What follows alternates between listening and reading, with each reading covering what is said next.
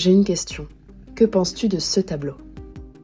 Quand je l'ai vu pour la première fois, j'ai éprouvé un sentiment très étrange, une sorte d'effroi mêlé de fascination.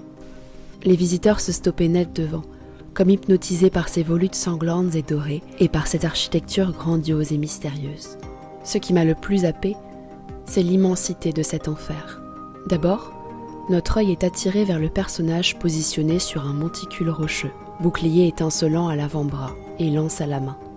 Puis notre regard descend sur ce flot incessant de lave et de désolation. Et on voit, dans cette masse sinistrement sombre, une armée gigantesque. Le personnage, qui s'avère être Satan, commande cette armée dantesque positionnée sur les rives enflammées. Puis il y a au troisième plan ce palais immense dont les contours sont rendus flous par l'aspect brumeux de l'environnement, qui ne fait que renforcer l'envergure de ce royaume.